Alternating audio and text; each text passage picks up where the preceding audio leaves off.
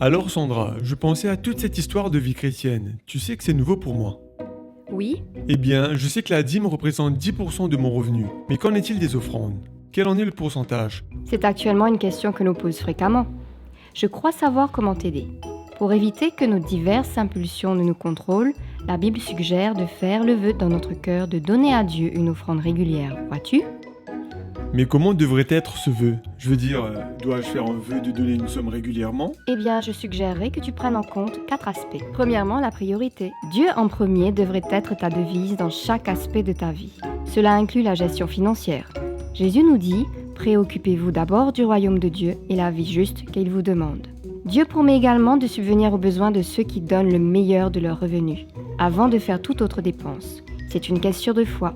Le deuxième aspect, c'est la régularité. Tu sais que nos cœurs sont trompeurs, n'est-ce pas?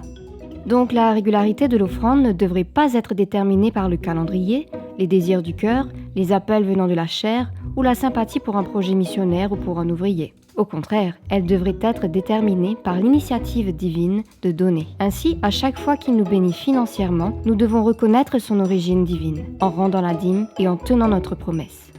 Le troisième aspect concerne un système. La Bible suggère un système proportionnel basé sur un pourcentage. C'est un moyen plus équitable pour rendre à Dieu ce qui lui appartient.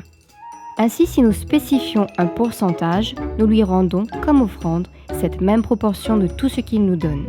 C'est comme un partenariat. Un autre avantage de ce système proportionnel, c'est que le cœur ne vacillera pas entre deux extrêmes pour passer du trop peu à l'excès au gré de nos émotions.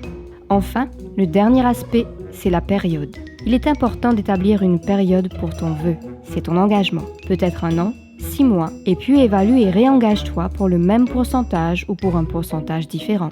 Est-ce que mes explications ont répondu à ta question? Absolument, j'apprécie l'explication, professeur Sandra. T'es bête. Alors que vous adorez le Seigneur aujourd'hui, renouvelez vos vœux devant lui. Décidez dans votre cœur d'un pourcentage fixe comme engagement à lui rendre en retour de chaque bénédiction financière qu'il déverse dans votre vie. Mettons nos désirs en dernier et Dieu en premier.